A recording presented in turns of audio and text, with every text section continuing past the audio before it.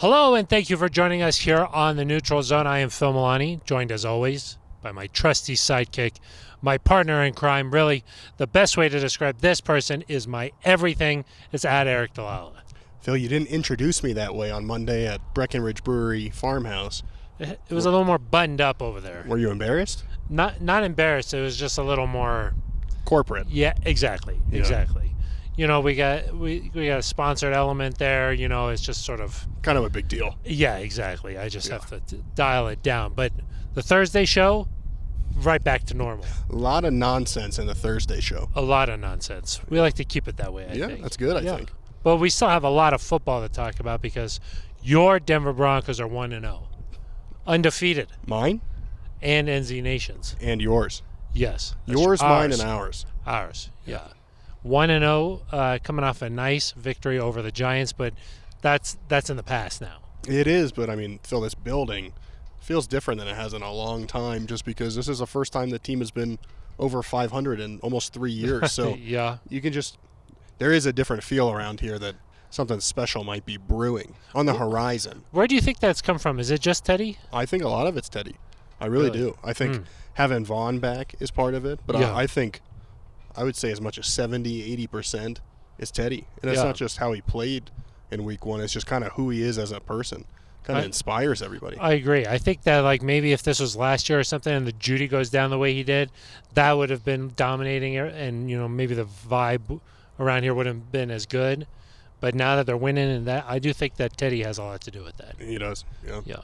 But we'll talk about Teddy and what the expectations are here moving forward as they face the Jacksonville Jaguars this week. But we do need to talk about that Jeudy injury a little bit. Oh yeah, of course we do, because it's a big one. I mean, he's your best offensive player. I don't think there's really a question about it. He was the best guy on the field for either team, probably. Yeah. And then a little bit of a surprise, Ronald Darby also going to IR. He played the whole game. It never really went out or anything like that. But Vic Fangio Wednesday saying that it had been tight. His hamstring had been tight for a while, and they felt like this move was necessary. I mean, I would say a big surprise. When you see that come across the transaction wire, Ronald Darby to IR, I was kind of like, where did that come from? You know, was that a mistake? What happened there? Well, you weren't like everybody else was like that. You were in the know. I like to. Yeah, you like to play relate. A little game here. Got it. Yeah. I see. Yeah, that was definitely surprising. We'll talk about what injury hurts the Broncos the most. Ooh. What do you think? Yeah. We'll just dive into a little negative, but that is a little negative. But maybe we can that's interesting way to talk about it. It is. Then maybe we'll talk about Trevor Lawrence a little bit. The Jags quarterback struggled a little bit week one, 3 interceptions against the Houston Texans. So much talk this week about his head coach Urban Meyer, if he's going to bolt from the NFL. I mean, I'm not sure why so much of the talk has turned to that with Urban, but this is a interesting Jags team that the Broncos are about to face. Yeah, I would say Trevor's performance a little uneven. I think uneven is a good way to, 3 touchdowns, but 3 interceptions. That's even. So you think it's very even. But up and down, maybe. Up and down, yeah. Up and down, maybe. That's a good way to describe that. Yeah, but, the number 1 overall pick, I think he hadn't lost a regular season game in forever. I wasn't even born yet, I don't think, exactly, the last time he lost a regular season game. And a little bit of a welcome to the NFL moment, but now he's going to be facing a much better defense even than the Houston Texans one coming up here with the Broncos. So we'll talk about what it's going to be like going up against Trevor. And then maybe just say, where's this Broncos team at right now with sitting at 1-0? How important is it that they go out and get another win this week? It's probably pretty important. It's important. It's probably pretty important. They all count the same. Do you think that that's good enough for the segment, or should we still talk more about it? Probably. We can talk more about it. Yeah, okay. Just sort of diving into just. It's really important. Yeah. We'll add the really at that point. That's why it's later on in the show. Yeah. Eric, the other thing we like to do on Thursdays is play some voicemails, read some emails from NZ Nation, so we'll get to that a little bit later. If somebody's just listening or watching for the first time, how do they do? How do they get involved? Why would they be listening for the first time? I don't know. Where have they been? I think that if they want to leave a voicemail and you want your voice to be heard right here on the air, 707 neutral. That's right. 707 neutral. But Eric, what if they're like, I don't really want to record something. Maybe I'm shy or whatever. Yeah, or just like you really like typing. Quick typing. Yeah. You could send an email to neutralzoneshow@gmail.com. Neutralzoneshow@gmail.com. Yeah, we'll read that. Probably. Yeah. Okay. And then, a lot of people don't do this, but they could get in contact with us directly at Twitter. That's right. On Twitter. At Eric Dalala with an A.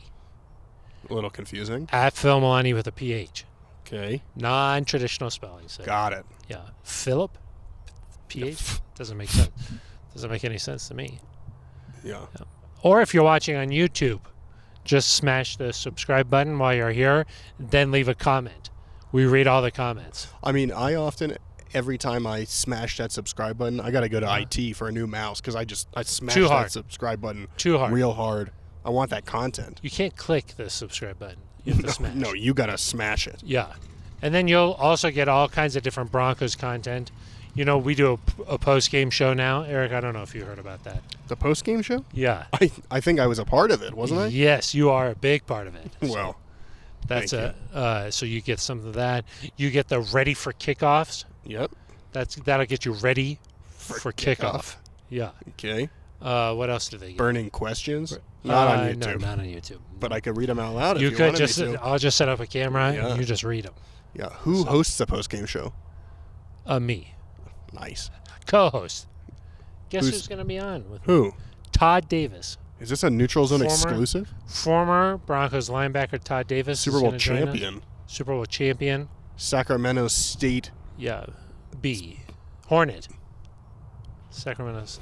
I don't know. Sac State Hornets, I believe. Yeah. Green Hornets, maybe? He should be an outside linebacker coming from Sac State. Yes, he should be. That's a good point. Yeah. That's a good point. Should have thought about that, huh? Maybe It's a nice little scoop. Yeah, that was good.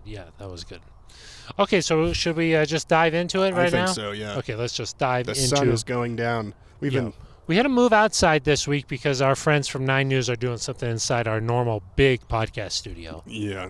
They paid us, you and me specifically, quite a good bit of lot of cash out, and they just said, please go outside. Yeah. I said, all right, the price is right. Exactly. So we're outside. Okay, Eric, our first topic here.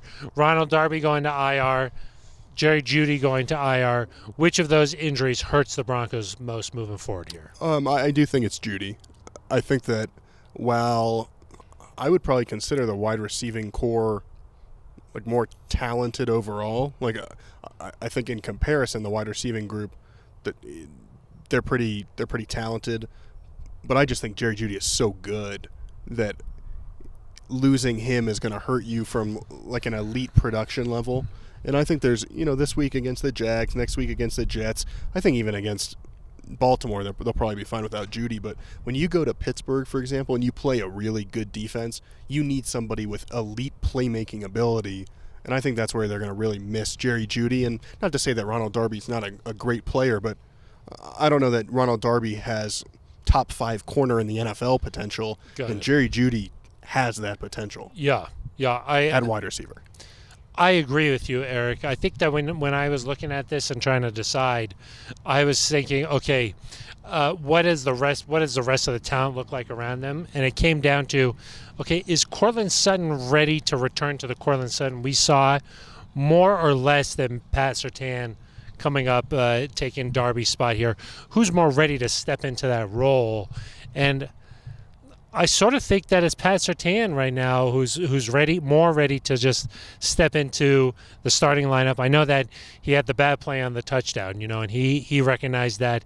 He said he's got to come up and squeeze that, be a little bit tighter in coverage. But I do still think that he's ready to play a lot of football here. And Sutton still working his way back, only had the 1 catch last week. The only reason why I maybe would go with Darby, but I'm still going with Sutton, but with Jeudy, just because of how electric of a playmaker he is. The only reason maybe I'd go with Darby is just because we really saw a lot from Albert O and Noah Fant, and so I feel like Teddy B has a lot of playmakers that he can still get the ball to, but nobody quite as good as Jerry Jeudy. I mean, Jeudy was well on his way to a 100-yard game. He had 6 catches, 72 yards, didn't even play most of the second half there. So I do think that losing a talent like him is going to hurt. Yeah, no question. And I also think that, well, I actually think Courtland Sutton probably has a better chance of playing close to that caliber of Jeudy than Surtain, just because I do think they're, maybe not this week with Trevor Lawrence and the way that the Vic Fangio defense kind of operates and how much defensive talent, but just in general, I think I trust Courtland Sutton just because you've seen him play at a Pro Bowl level, and you still need to see that from Pat Surtain. But I think that the overall talent on the defense kind of pushes it that direction where Judy's the tougher loss, because you've still got Von Miller, you still hopefully have Bradley Chubb, you still got Justin Simmons and Kareem Jackson and Kyle Fuller and Bryce Callahan. So there's still a lot of really good pieces around them, and not that there's not on the offensive side of the football, but like we've both said several times, you're losing your number one piece on the offensive side of the football. But Phil, I think it speaks a little bit about the depth of this team that you're going to be missing Jerry Jeudy for 6 to 8 weeks. You're going to be missing Ronald Darby. I think it was 4 to 6, 4 to wasn't 6. It? Is that what the latest report was? Vic Fangio hasn't really said. Yeah. I just heard 4 to 6, maybe closer to 6. Okay. And then you talk about Ronald Darby. We've seen some reports he should be back pretty close after these 3 weeks. Yeah. But it's a good sign for the depth of this roster that neither one of these, to me at least, feels like a death sentence. Yeah, none of it is detrimental, like to the sense that they're not going to be able to win the next game. Right. This team should still be able to. My expectations do not really change. Yeah. Because I still think you can beat Jacksonville. I still think you should beat the Jets. I still think you can beat the Ravens at home. Yeah. And I still think that Pittsburgh game is going to be really tough. So regardless of whether you have those guys, the depth of the roster hasn't changed my. Now, if this were later in the year and you're about to face the Chiefs or something and you lost Jerry Jeudy, or you're going to be against the Chargers at home and you lost Jeudy, then I'd be like, well, you kind of need that guy for this game. And so that was my initial reaction was, hey, what a relief that in all likelihood he's back by the time you get to those 5 division games to end the season. And watching it in real action, goodness. It looked bad. He grabbed his ankle right away. It looked like maybe his knee got rolled up on a little bit there. And it looked like, oh, gosh, this could be it. This could be a season, something that Broncos country's seen before. Here we go again. But the fact that it's just going to be 4 to 6 weeks, I think that's optimistic. On the other side, with the Darby, are you a little more concerned just because this is something that has happened in his past? Finally played all 16 games last year for the Washington football team, but in his past, he has had some injury issues. Yeah, I mean, there's no question. Last year, I think, was his first season maybe where he played all 16 games, so you've got to worry about that. But hopefully if Surtain plays well, it becomes a situation where you don't have to rush him back. You can keep him healthy. Maybe you can rotate these guys some of these snaps and not have to be so reliant on one guy out there.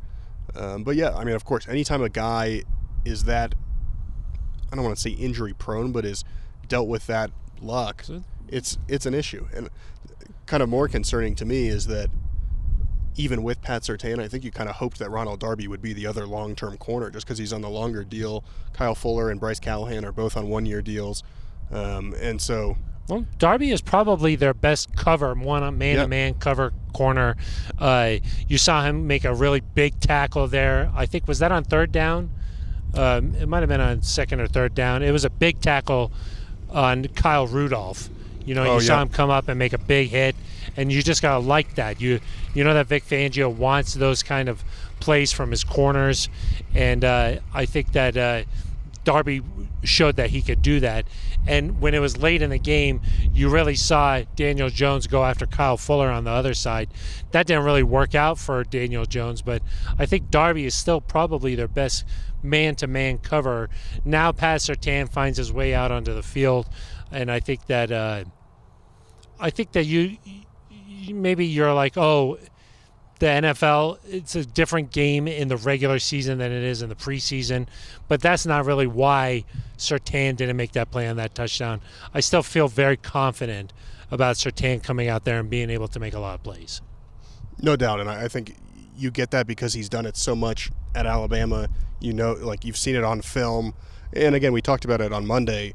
If he just pushes him out of bounds there, it's a 15-yard completion that You're not even talking about it. Yeah, we probably don't even mention it. Probably Vic Fangio probably doesn't even get asked. Yeah. And instead, because you can't quite push him out of bounds, it's a big deal. So, and I'm not concerned based on his film of college about his tackling ability.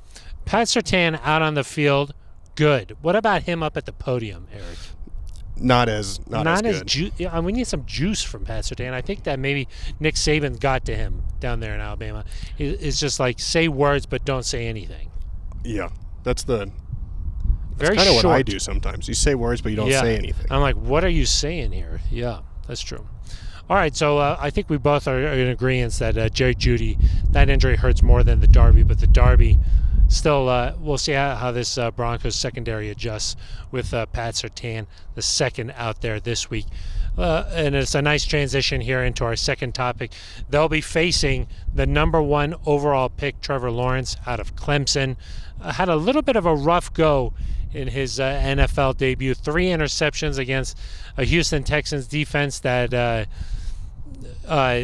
isn't really supposed to be one of the better defenses in the NFL. And now he's going to be facing Vic Fangio. Fangio has a long track record of making rookie quarterbacks feel very uncomfortable. Yeah, and sorry about that, Phil. The news never stops. Sometimes you're just like Adam Schefter. You got to do a few tweets. Yeah, you're just like Adam Schefter. Did you break some news there? Well, a little bit. Okay, so just injury news. That's kind of you are the injury boy. The bread and butter. Yeah. So our friend Tom Magnetti would say the paper boy has to deliver. You have to deliver, and you always do. That's right. Trevor Lawrence, he made some really impressive throws, I thought. Went back and watched his game. There were some times where he made plays where you could see why he was the number 1 overall pick. But I think what bodes well for the Broncos is that there were some times when he kind of looked confused what was going on, or like the operation wasn't quite right for them. Some passes behind the guys.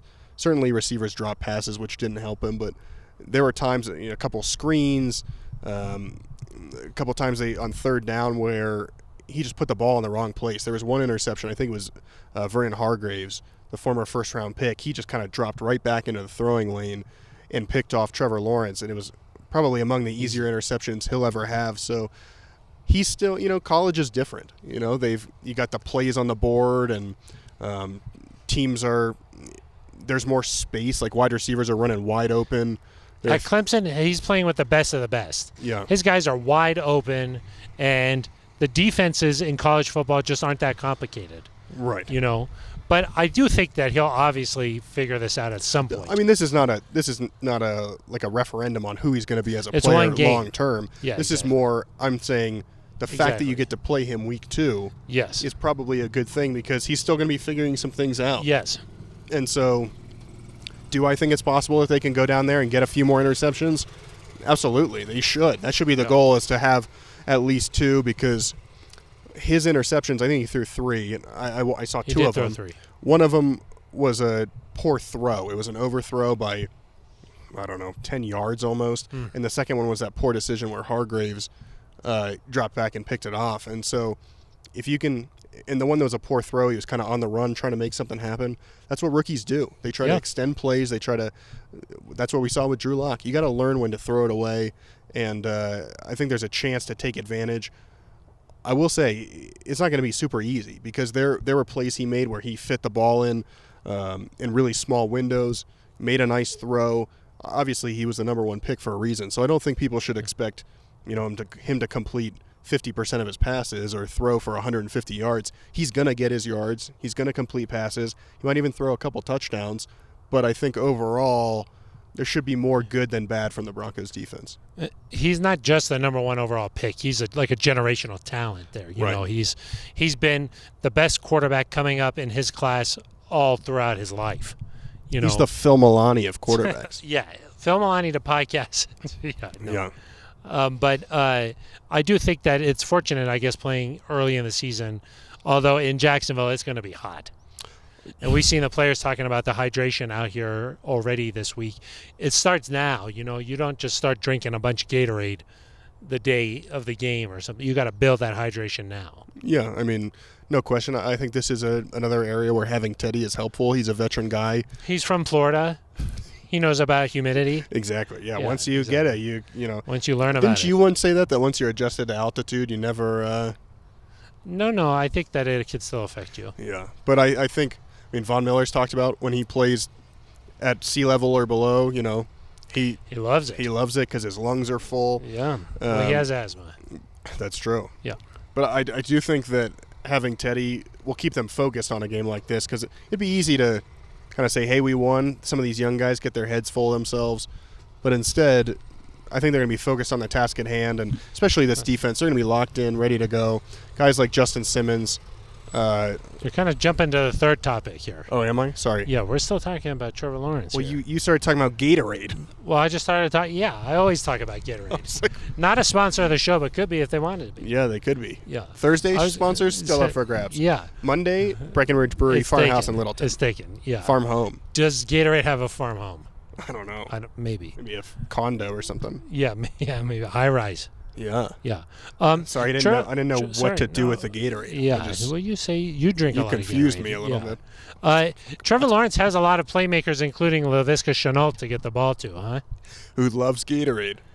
Yeah, that's where you could have gone. But let's talk about Shenault a little bit. Vic Fangio was asked about him. You are straying from the rundown. I know. You got to keep you on your toes because you're texting over there. Yeah, make sure you're paying attention. What do you think about Laviska, huh? He's really stepped into his average college career, average college program. Wow. Yeah. Is that what you're looking for? No, he's no Rashawn Slater. He had a nice game for the Chargers there. Yeah. Huh? He comes from a big-time program. Yeah. I think Cats. Cats guy. Yeah. Yeah. No, Laviska obviously a weapon. DJ Shark lines up in the slot. Heard Vic Fangio talk about him lining up in the slot. Really a tough runner. When he gets the ball, that you're going to have to really focus on tackling him, bringing him down. DJ Shark. Shark. Shark. Yeah. Shark. He likes for an appetizer a little charcuterie board. Charcuterie. Yeah. Yeah. So do I. Could be nice. Yeah, and then Urban Meyer too down there.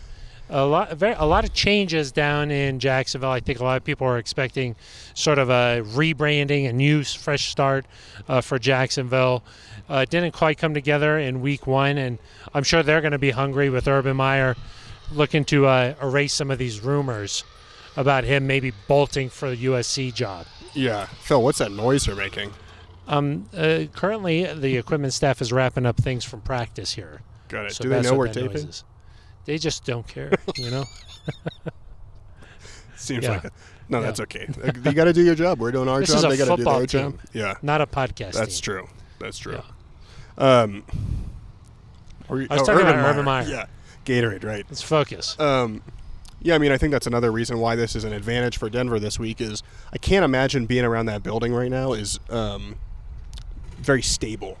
There's a lot of rumors swirling around about Urban Meyer.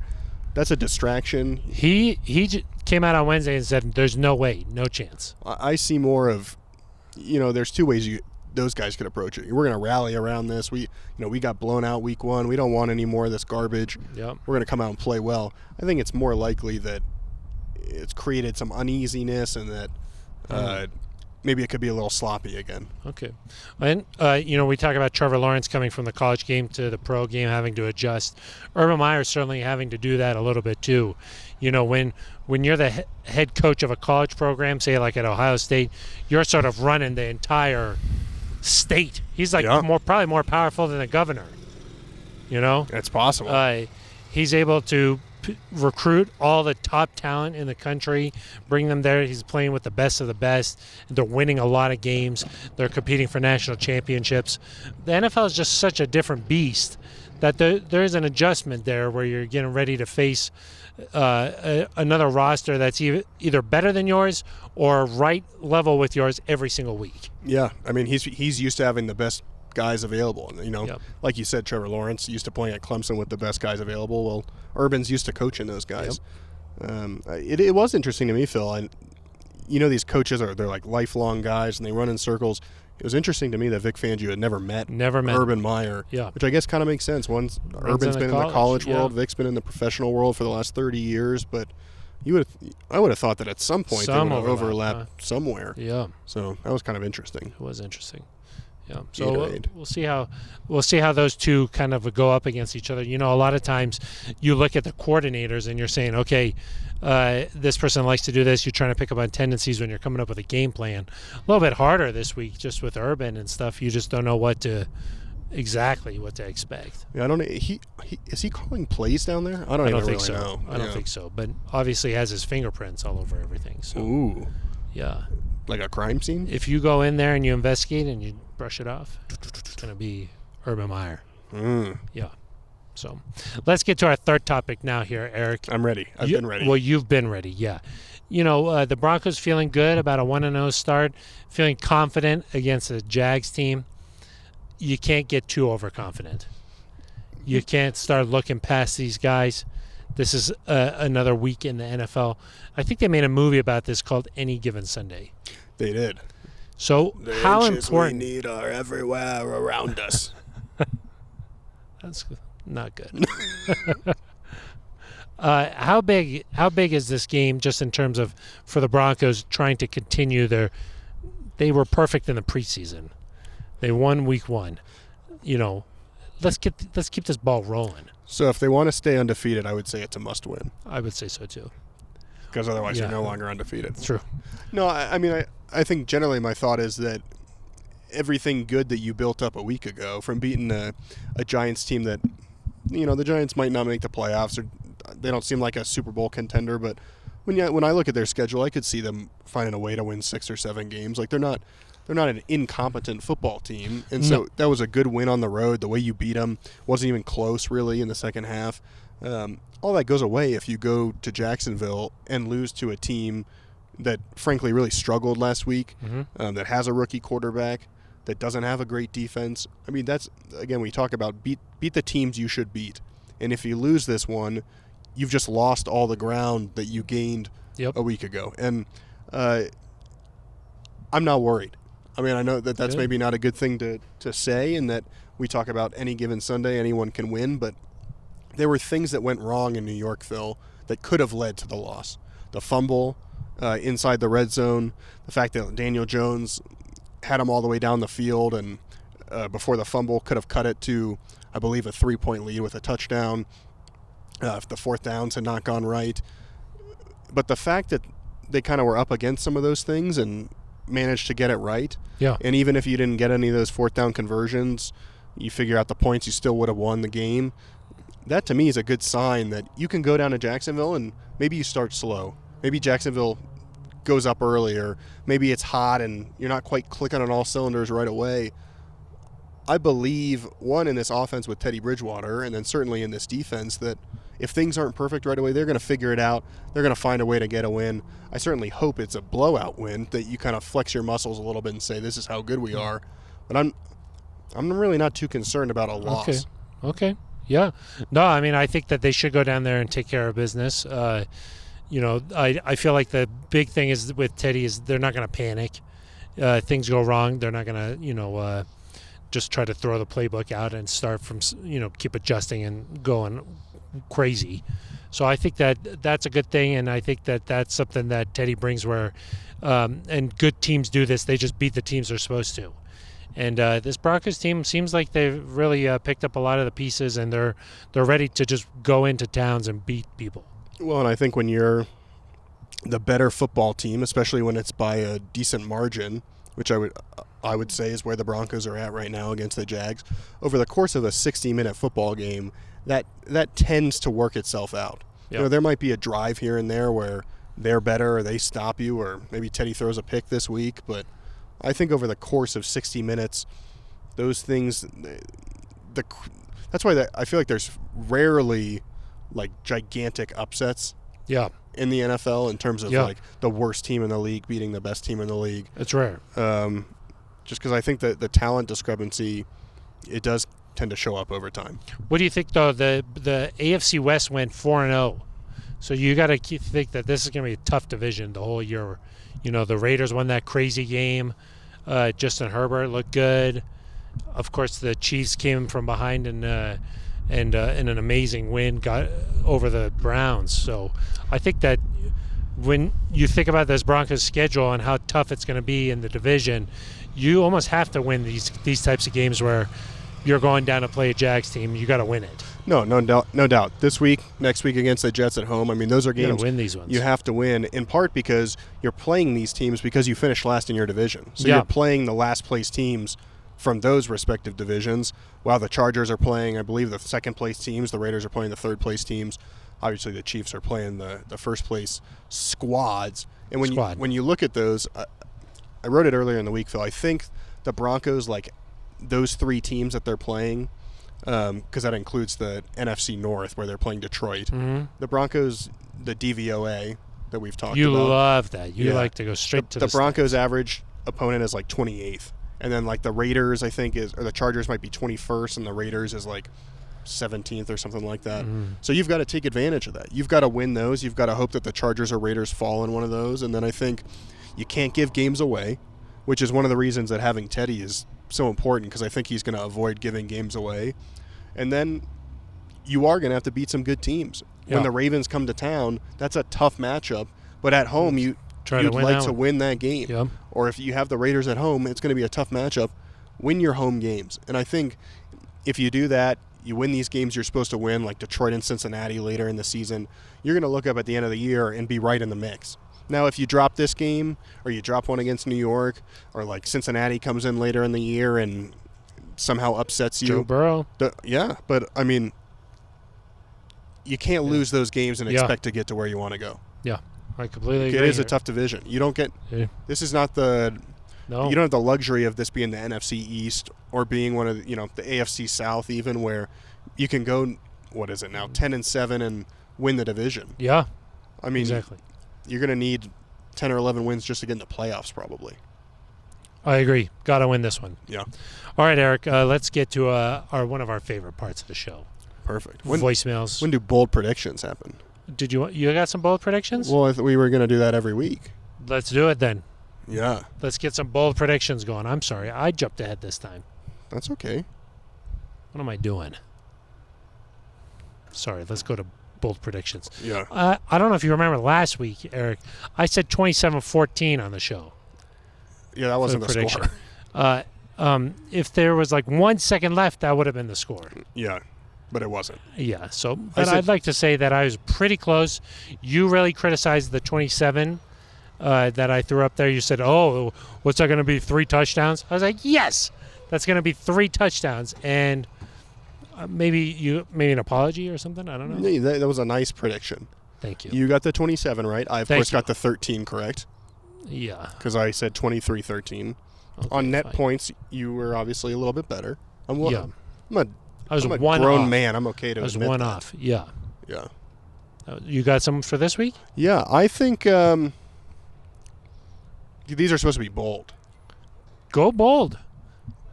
I think Justin Simmons will have 2 interceptions. Okay. 2 interceptions from one player. Yeah. Wow. Is that too bold? That's very bold. Okay. But it could be.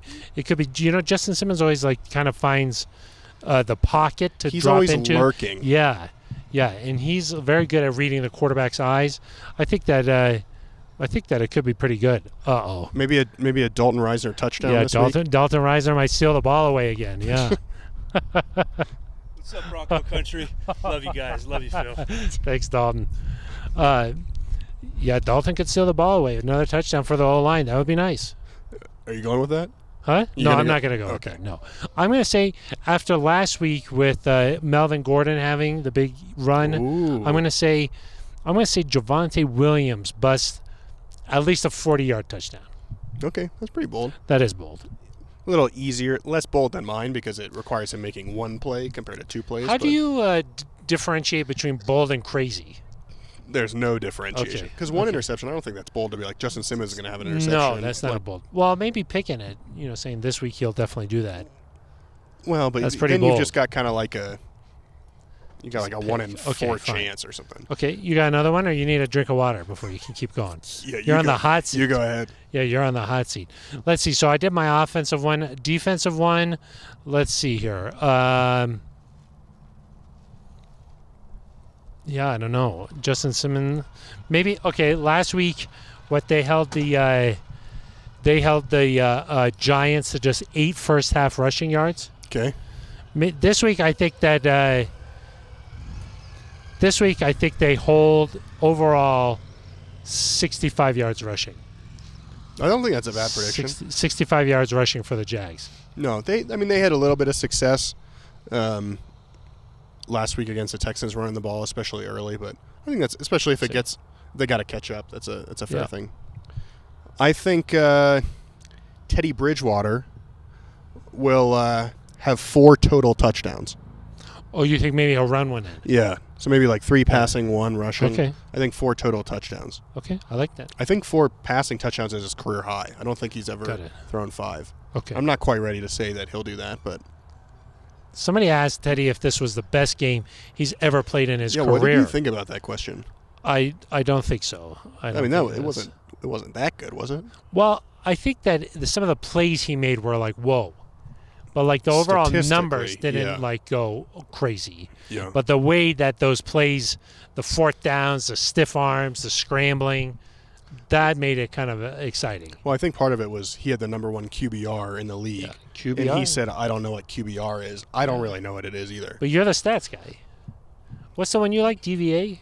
Yeah, DVOA. DVOA. Yeah. Don't forget the O. No. Yeah. Okay, you got a score prediction here. Yeah, let's go 35 to 13. 13 again, huh? Oh, yeah, that's bad. That's 35, okay. 35-14. I'm going to say 32-10. 32? How do they get to 32? 32. It happens. Okay? They're going to score 4 touchdowns and then 2 safeties. You could do that? Yeah. 32-10. Okay. What did I say? 35-14? Yeah. Yeah. You like it? Normally I like to add a field goal in there somewhere, but you just say the Jags' 3rd down defense was not good, and I'm not really buying their red zone defense either. So I think if this team gets down there, they're going to score some points. Okay. You could do 2 field goals and then a touchdown and a 2-point conversion. So there's a lot of ways to do it. That would be a little bit odd, but there's a lot of ways to do it. I'm not sure. Yeah, maybe Vic just starts going for 2 every time. He went crazy last time. I did not see that. The 3. You think how many 4th down attempts this week? 0. Yeah, I agree. Yeah, maybe 1 at the most. Went a little crazy last week. He was feeling himself. I like it. Okay, now let's get to shoutouts. Voicemails. Now let's get to voicemails, emails, all of that. That's my favorite section of the show here. Here's the first one here from Jeff Flanagan. Okay, I believe this is from Jeff Flanagan. Hey, guys. First off, congrats on the show. You guys do a great job of keeping the fans engaged, and I wish I could be out there tomorrow. That being said, every podcast from here on out is an audition for you guys' job, so don't screw it up. There's bigger expectations now. It's a little disappointing that Jeudy got hurt today. That's, the one downer of the afternoon, but hopefully he's not gone for the whole season. How about Melvin Gordon? Another huge run in MetLife Stadium. Really nice. And Teddy Bridgewater. I mean, really, this is why we as the fans do not write the depth chart. Because, I was pulling for Drew throughout this whole offseason, but that's just because I ended up buying his jersey. What do you think about that, Eric? Now that we've got some sponsorship involved with the Monday show, we're out at Breck and Ridge Brewery Farmhouse. You think that, our jobs are on the line? They're going to bring in a big timer? They could. They brought the Hoff in last week, Steve Atwater. True. So you never know what could happen. Yeah. And Ben Swanson, he's just trying out there. Yeah, he's doing his best, but you know how that goes. He mentioned that he bought Drew Lock's jersey here. Is there a guy's jersey that you would buy on this team? Well, I'll say first, I don't blame him for buying Drew Lock's jersey. Yeah. You gotta buy in. I saw somebody yesterday, Phil, wearing a Pat Surtain Navy Broncos jersey. That's pretty advanced stuff for this early in his career. That's pretty advanced stuff. I think they're buying the champ comparisons. They are. I think I would, if I were to buy one jersey, it would be a Jerry Jeudy jersey. Oh yeah, I like that. I think that The 10 looks nice. 10 looks nice. He's a stud. You know, he's going to be a top 10 player in this wide receiver in this league. Yeah. I don't think he's going anywhere. You know, like this is a guy you want to keep around for a long time. And wide receivers, you know, like a Javonte Williams, for example, I think he's going to be a really good player. But running backs, they get beat up in this league. Short lifespan. And so that's why with Jeudy, I think he can be around a long time. So I'd probably go with him. Yeah, I like Jeudy. I like that one too. Here's another voicemail here. This guy, first-time caller, Eric. First-time caller. We like those. Hey, it's Brian. I live in Fresno, California. Just want to say great win. Excited to see how the team goes from here, and it's nice to get a win on my birthday. But other than that, y'all take care. Love the show. Bye. Happy birthday, Brian. Yeah. Glad that the Broncos were able to get that done for him. I would love a win on your birthday. Hard to have anything better than that. Yeah. And I should say some of these voicemails have come from after the game. And then some have been a little bit more recent. Okay. This email here from John Jornad. Oh, yeah. He's probably your biggest fan, I think, Eric. He recognizes greatness when he sees it. He watched the show at Breckenridge Brewery, okay? Uh-huh. He noticed that under the tablecloth at one point, the wind picked it up and you could see what shoes we were wearing, okay? And he said that you went classy and I happened to be wearing tennis shoes. I'm not wearing tennis shoes today. Are those the same shoes that you were wearing? No, I okay. was wearing tennis shoes on Monday. I'm not today. I mean, I have a standard to uphold. That's the Paperboy, or Yeah, exactly. I feel like Paperboys probably wear tennis shoes. The thing is, I wear tennis shoes because I'm working hard. I'm running around, you know? Yeah. I got to be able to move. That's true. Yeah, so. That's fair. That's why I don't wear really the have tennis shoes. I I'm don't sorry, have a John. retort. He has a question about football here. He has he thought that like the Broncos offense was ready to go here week one. So normally it takes the offense a little bit of time. Why do you think that is? Do you think that's because they played a lot in the preseason, or what do you think? Yeah, absolutely. I think that's exactly what it is. You know, this, and not to say teams can't be ready. Like the Rams didn't play at all, and they came out and they were fine. And the Chargers figured it out. I think they were probably a little bit slower to get going. But, yeah, I think a big part of it is that offenses take a while to gel. They devoted the time during the preseason to let Teddy play a lot of snaps with these guys, especially, you know, once the job was won. They didn't have to put him out there in that third preseason game. Yep. They decided to do that, got a connection with Cortland Sutton, ended up leading a couple of scoring drives. I think that's absolutely why they started fast. Now, I also think some of it just has to do with Teddy being able to comprehend the offense and put guys in position to succeed, make some of these plays. I was talking to him today, Phil, as we're recording on this Wednesday. To Teddy? Yeah, about which you do pretty much all the time. Yeah, I mean that's what ours do. Tapped in. Yeah, but I asked him, you know, could you have made the play that you did to KJ Hamler or that fourth down play? Could you have made that in 2015? You know, he went to the Pro Bowl that year. That was kind of when he was ascending as a player. And he said, you know, maybe not, because some of that is like awareness. Some of that is experience, and you know how much time you have. You know when you got to get rid of the ball. You know on fourth down, hey, I got to get it to this guy quickly. So interesting to me that maybe some of Teddy's better plays could still be yet to come. And so it wouldn't surprise me if it's, you know, do I expect the offense to be top 5 or even top 10? Probably not. But even if they could hang around 14, 15, somewhere in there, you're going to win a lot of football games. John Jornad also thinks maybe this team's ready to face the Chiefs. Do you think so? He says maybe Mahomes will have like an off day or something. I really wish that the first game against the Chiefs were in Denver. Because I think there's something to, like, hey, if this, like, say you win your this game here. I mean, I guess I want Jerry Jeudy on the field, but say you're coming off the bye and it's like at home and you got the Chiefs coming to town.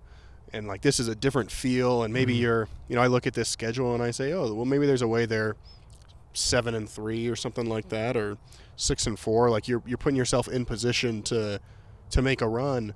I think you could knock them off at home. to me, it hurts that you got to go to Arrowhead first in December. Could be snowy. Like, you might just add to that kind of negative vibe. Well, hopefully that's why a veteran presence, and maybe they've gone through some bumps or whatever throughout the regular season. They'll be ready to face adversity. That'd be nice. Yeah. Okay, Eric, do you have any shout-outs or anything you'd like to do? Well, also AJ called. He left a couple of voicemails. We don't have to play him, but he's Teddy Bridgewater's biggest fan. He's the guy. Oh, yes. He followed him from Louisville. Yeah. He had some nice things to say about. He left a lot of voicemails, I think. Yeah. He told us. Swanson said not to play those. Did he? Yeah, that's what he told me. Wow. AJ, you know who to go after. It's Ben Swanson. Oh, yeah. I heard he likes Drew Lock. I'm just kidding. We all like Drew. He said, I told you so, essentially. He was like, I knew Teddy could do this. Doesn't surprise me. So shout out to AJ? Yeah, AJ knew what he was talking about. Okay. AJ's not surprised. No, he's seen him through since he was in Louisville. Louisville. I shout out to John, who works at the Broncos Stadium. Oh. He helped hook us up with some stickers, Phil. Some Neutral Zone stickers. Listens to the show. Listens to the show. So, John, thank you very much for getting those printed, cutting them up. What should we do with those stickers, Eric? Well, I mean, Jeff Flanagan has already sent us his home address. We'll ship them out. Yeah, we'll send a sticker. So yeah. If you're a loyal listener, we want you to be able to leave a comment or something and say, hey, I'm interested in the stickers, and we'll figure out how to get those to you. Yeah. I think it's cool. You put them on a water bottle, put it on your laptop, whatever. Yeah. What do people do? Yeti cooler. Yeah, Yetis. Not a sponsor. Not a sponsor. Just OtterBox cooler. Put on an OtterBox cooler. Yeah. That could be nice. Pull out a nice Breckenridge Brewery. Yeah. Broncos Country Pale Ale. Yes. That could be really nice. On a hot Sunday or something. Yeah, maybe you're waking up at how does your would you enjoy a nice Breckenridge Brewery beer if we weren't working? An 11 a.m. kickoff, is that too early for you to have a nice Breckenridge Brewery? Not on Sunday. I think that you could get it going a little earlier. Maybe you got some nachos going. At 11 a.m.? Yeah. Oh, my goodness. Yeah. You skip breakfast. Maybe you just have a coffee. Yeah. And then you just go straight into bloody or something? Yeah. I'm a big coffee guy. I like coffee. I need a little coffee. Yeah. Then I get going, and then, maybe you could have it with your breakfast, I guess. A big omelet. Like a nitro stout or something. Yeah. How many you do? Yeah, just one or two. Yeah. Yeah, one or two. Responsibly. That's what you do. Yeah. Yeah. I think you could do that for 11. Maybe at halftime. Maybe you open it at halftime. Oh, I like that. That way it's afternoon. Maybe you have like a little mimosa in the morning. Yeah. The 11 a.m. throws it off. It does. A little early. Throws it off. But I think that's why the Broncos are going out on Friday. I think so. Yeah. Get adjusted to that body clock. Yeah. Get out there. It's going to be hot. Could rain. I mean, a lot of. Here's one question for you. Who do you think rain benefits more? Is it supposed to rain? I think there's always a chance of rain down in there. Florida? Huh. I'll look up the weather. I don't know. Either way, I think that the Broncos are going to try and run the ball either way. So. Oh, you think so? Yeah. Were you okay with the number? I think Teddy had 20. How many passing attempts did he have? 30-something? 36? Yeah, I think so. Does that sound something right? Like that. Is that too many, or are you okay with that? That's perfect. Okay. You got to get the ball to your playmakers. I love that. There is a 60% chance of thunderstorms every single day in the foreseeable future. I guess that's just how it in is Jacksonville. This time of year. So I remember going down to Tampa a few years ago. What was that, week 3 maybe? Week 3. Something like that? Yep. Yeah. Yeah. Something week like 3 because Trevor Akeem Talib had 2 interceptions on Jameis. Yep, Trevor got hurt. And then it started the skies opened up. Paxton played pretty well. Yeah. They were touching to Emmanuel Sanders, I think. Yep. Yeah, they won that game. Hour and a half rain delay, something like that. Yeah, I was down on the field. Hope that doesn't happen this weekend. No, exactly. I hope so too. So I think that was an afternoon kick though there. It was. It was like it was a 4:05 or something like that. Yeah. Bad decision. Of course, shout out Liz Gerald. Yeah, naturally. Naturally. The Taste of the Broncos was earlier this week, raising some good money there. And they also had a community event with some dogs. That's right. I saw some golden retrievers. Yeah, I think at Children's Hospital, Colorado, some therapy dogs for the patients there. Yeah. And I think both the patients and I believe the people working, like the nurses, who obviously have just put under a world of stress with all that's going on. And then I think there was a food bank of the Rockies event. Yeah, as well, they were packing up some boxes. Yeah, so a lot going on these Pat days. Surtain has been at it a lot of Pat these. Surtain. Yeah, he's very involved in the community. He's had more community appearances than snaps so far, I think. Yeah. Maybe. Maybe With kinda 16 close. snaps? Yeah, maybe not quite Maybe that many, not but quite that many. he's doing pretty well. Yeah. So, all right. Anything else you'd like to get to here? No, I don't think so. This is one. I'm not fretting it, Phil. Yeah. Okay. You got to take care of Yeah, business. we both feel very confident with our score predictions. You know what that means. If you'd like to be a part of the show, leave a voicemail 707-NEUTRAL. We'll play it right here on the air. AJ, we'll get to yours next week. I promise. Yeah, keep calling. I don't care what Swanson yeah, says. This has been Swanson's fault. Yeah. We'll you can demote leave an email. That's right, neutralzoneshow@gmail.com. Okay. And Great then place to do it. hit us up on Twitter, at Eric Dalala with an A, at Phil Milani with a PH. Non-traditional spellings there. Or just on YouTube, too. That's right. Or, Phil, come stop by Breckenridge Brewery's farmhouse in Littleton on Monday nights. 6 p.m. we'll be there. Yes, we will be. Yeah. You won't miss much of Monday Night Football. You can listen for a while, go inside. It's a cool setup. It was great. We were on a stage. We were outside. The weather was perfect. Yeah, disco ball. People going. Yeah, there's Answer some questions. Yeah, we'll answer questions. Yeah. We also streamed that live on YouTube, too. We did, yeah. So you can watch it live on YouTube. Yeah. That's a good. 6 p.m. Mountain Time. Which is nice because I think, people want that content as quickly as they can, especially breaking down the game. Live is what's faster than live. No, there's nothing faster than live. You could watch us and live then earlier, and then change right over to Peyton and Eli. Peyton Manning and Eli. Yeah. Yeah. That's not nice. That was cool. That was good. Yeah. We should do a national perspective with them. I think you did that, didn't nice. Well, we could do it again. Yeah. We could coordinate that. Maybe get on the same frequency as them. That was very fun. Yeah, exactly. Yeah. Coordinate it. Yeah. All right, well, that's going to do it for us. We'll be back, like Eric mentioned, on Monday at Breckenridge Brewery's Farmhouse, 6 p.m. Mountain Time. Come out and check it out, especially if the Broncos are celebrating another win and they improved to 2-0 on the season. Could be nice. Yeah. Until then, I'm Phil Milani for Eric Dalala. You've been watching The Neutral Zone. You don't like it? The Neutral Zone.